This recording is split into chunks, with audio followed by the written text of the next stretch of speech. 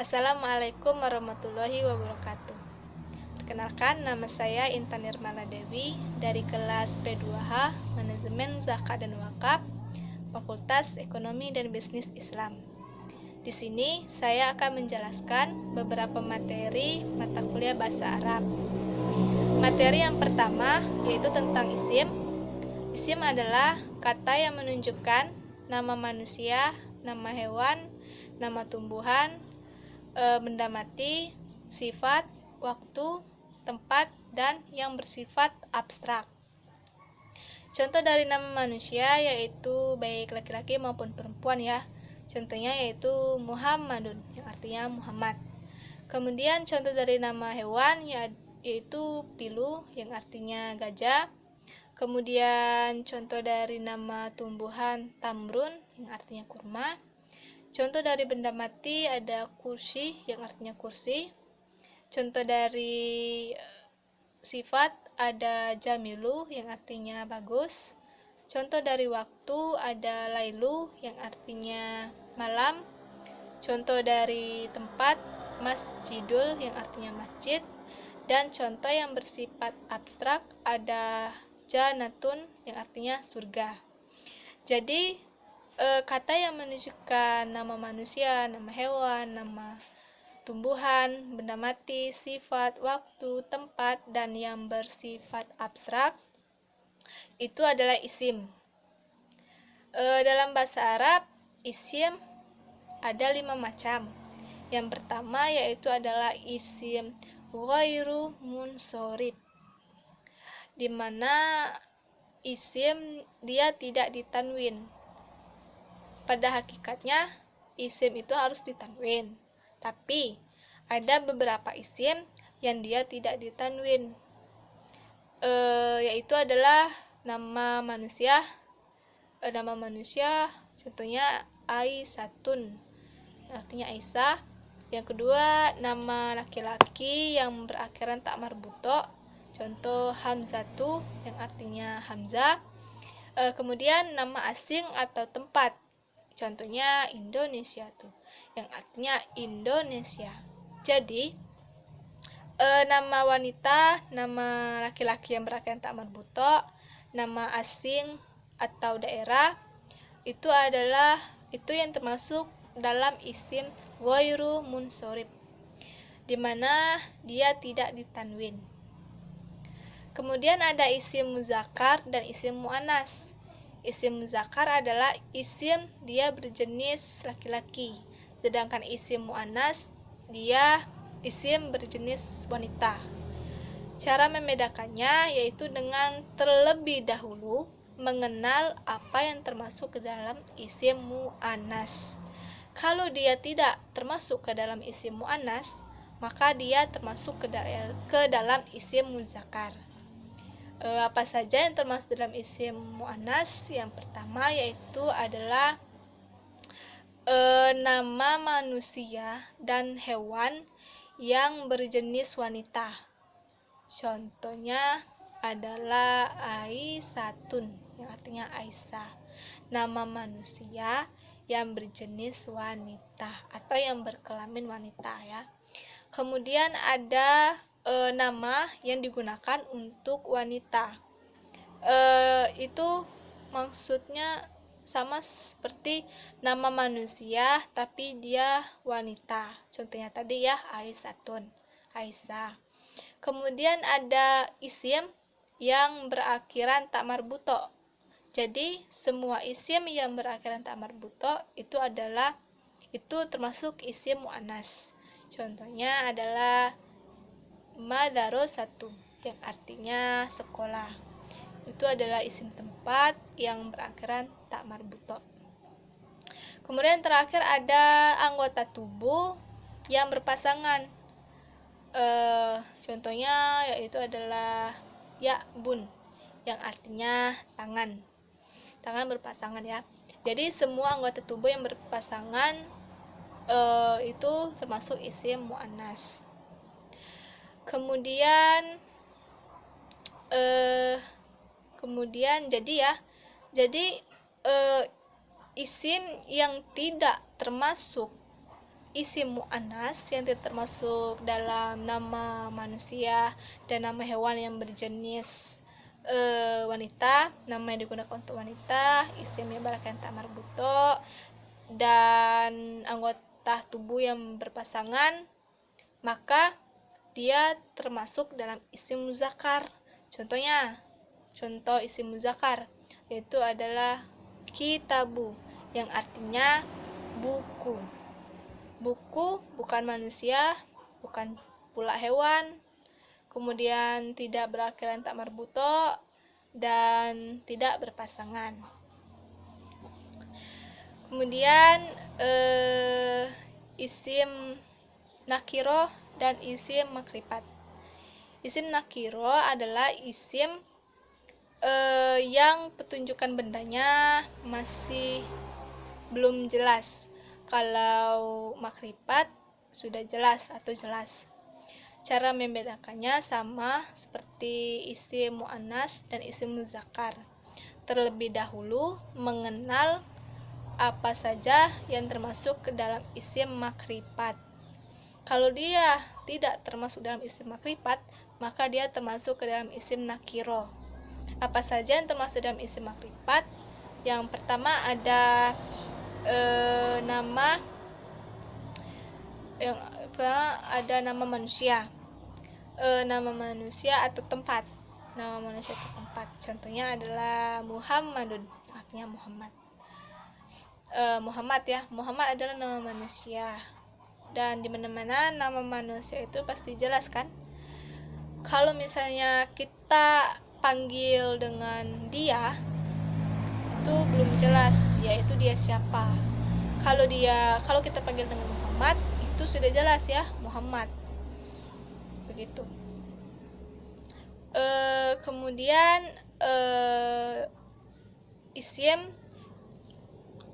isim yang berawalan alif lam. Isim yang berawalan alif lam.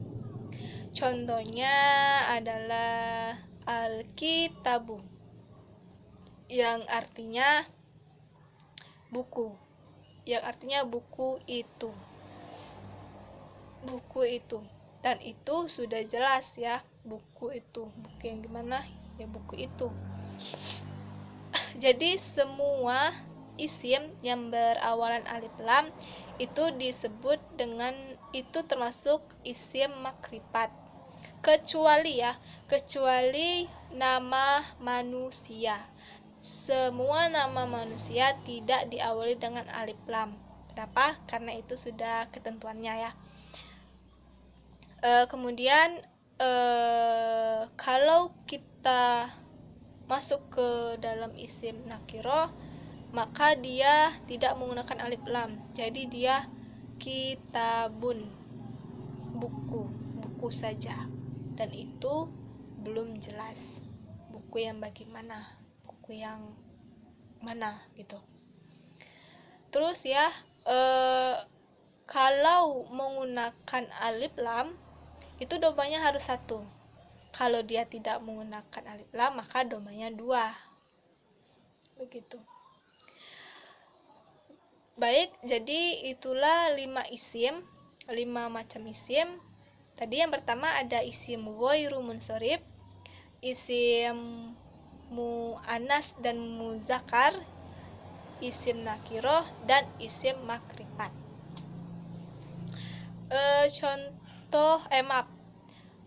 Materi selanjutnya yaitu tentang jumlah mufidah. Jumlah mufidah adalah kalimat sempurna, di mana jumlah mufidah ada 2, yaitu jumlah fi'liyah dan jumlah ismiyah. Di mana jumlah fi'liyah adalah kata sempurna yang diawali minimal fi'il dan fa'il. Contoh, fi'il itu adalah kata kerja, dan fa'il subjek atau pelakunya. Contohnya adalah misal zahaba Muhammadun, yang artinya Muhammad telah pergi. Fiilnya adalah zahaba, kemudian fa'ilnya Muhammadun. Dan ini adalah contoh isim mudzakkar. Kemudian jumlah ismiyah adalah kata sempurna yang diawali dengan muftadah dan khobar, di mana muftada adalah isim makrifat ya, isim makrifat yang terletak di awal kalimat, dan khobar adalah isim nakiro yang terletak sesudah muftada. Contohnya yaitu adalah apa ya? Ini al-masjidul kabir, yang artinya masjid itu besar. Muftadanya adalah al-masjidu dan khobarnya kabiru. Kenapa menggunakan itu? Karena dia tadi isim makrifat, di mana isim yang berawalan alif lam dan domanya 1. Dan ini contoh isim mudzakkar.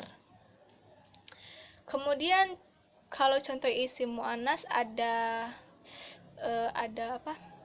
Contohnya al-madarasatu kabiratu, yang artinya sekolah itu besar. Muftadanya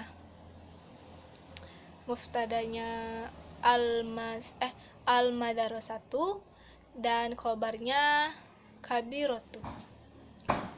Itu merupakan isim mudzakkar semua. Isim muannas semua yang berakhiran tak marbutah. Kemudian ada materi berikutnya. Jadi jumlah mufidah itu adalah kalimat sempurna, dan pembagiannya ada 2, yaitu jumlah fi'liyah dan jumlah ismiyah, di mana jumlah fi'liyah adalah kata sempurna yang diawali dengan fi'il dan fa'il. Kalau jumlah ismiyah adalah kata sempurna yang diawali dengan muftada dan khobar. Kemudian materi berikutnya yaitu tentang fi'il lazim dan fi'il mubtadi. Fi'il lazim adalah fi'il yang tidak menggunakan objek. Kalau fi'il mubtadi dia menggunakan objek. Contoh dari fi'il lazim itu adalah misal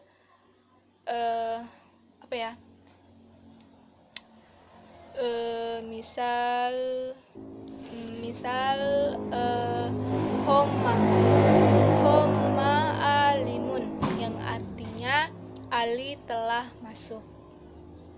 Di sini dia tidak menggunakan objek, jadi fa'ilnya hanya melakukan pekerjaan itu sendiri begitu, karena dia tidak menggunakan objek. Kemudian contoh dari fi'il mubtadi yaitu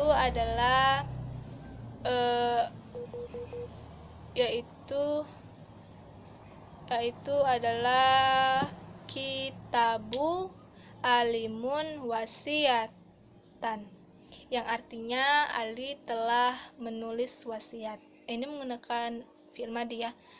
Kemudian contoh kedua yaitu adalah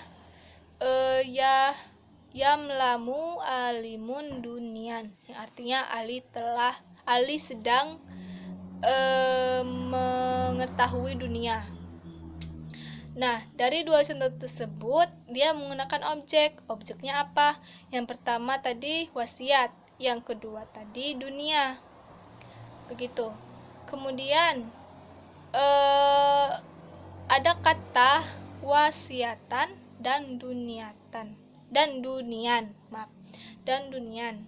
Nah, kata tersebut diakhiri dengan fathah 2, di mana itu disebut dengan maf'ul bi. Maf'ul bi itu adalah kalau dimasukkan dalam objek maka dia harokatnya 2. Kecuali kalau dia tak marbuto. Kalau dia tak marbuto, maka dia tidak dikasih alif lam. Tidak dikasih alif lam lagi. Karena itu sudah ketentuannya ya. Begitu. Jadi fi'il lazim dan fi'il mud tadi itu adalah dimana isim tidak menggunakan objek dan isim yang menggunakan objek. Begitu. Kemudian kemudian materi berikutnya yaitu isim isyarah dan mufrad, mufsana dan jamak. Di mana isim isyarah ini adalah kata tunjuk ini atau itu yang digunakan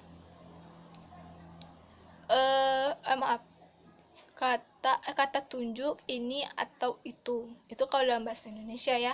Kalau dalam bahasa Arab kata tunjuk ini dan itu harus disesuaikan dengan isim muannas dan isim muzakkar. Begitu. Pengertian dari mufrad itu adalah 1, mufsana itu adalah 2, dan jamak itu lebih dari 2. Jadi kata tunjuk ini ya, kata tunjuk ini untuk muzakkar. Kata tunjuk ini untuk muzakkar. 1 dia menggunakan haza. Kalau 2 dia menggunakan hazani. Kalau dia lebih dari 2 dia menggunakan haulai. Kemudian ada kata tunjuk ini untuk muannas. Kalau 1 dia menggunakan hazihi. Kalau 2 dia menggunakan hatani. Hazihi 1, hatani 2. Kemudian lebih dari 2 dia menggunakan haulai. Kemudian kata tunjuk itu ya, kata tunjuk itu untuk muzakkar. 1 dia menggunakan tanika. Dia menggunakan tanika. 2 dia menggunakan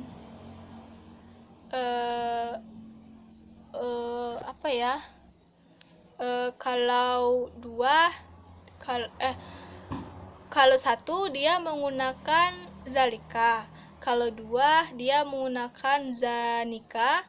Kalau lebih dari 2 dia menggunakan haulaika. Ulaika ya. Kemudian untuk kata tunjuk itu untuk muannas, 1 dia menggunakan kata tilka. 2 dia menggunakan kata tanika. Lebih dari 2 dia menggunakan ulaika. Saya ulangi. Kata tunjuk ini untuk muzakkar. 1 dia menggunakan haza.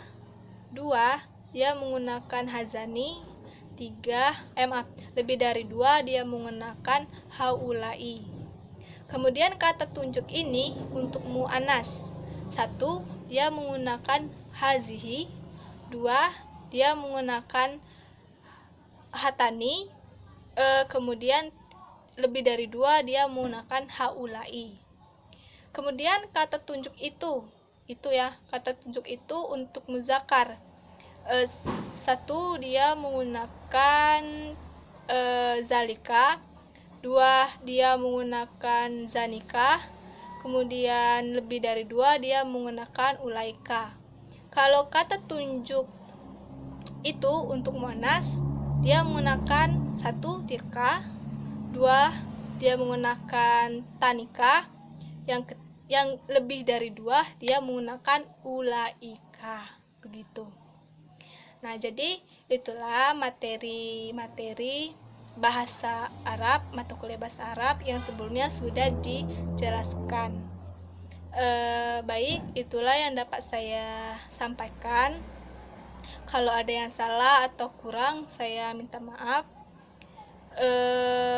Saya akhiri dengan wassalamualaikum warahmatullahi wabarakatuh. Dan untuk semuanya, selamat menunaikan ibadah puasa.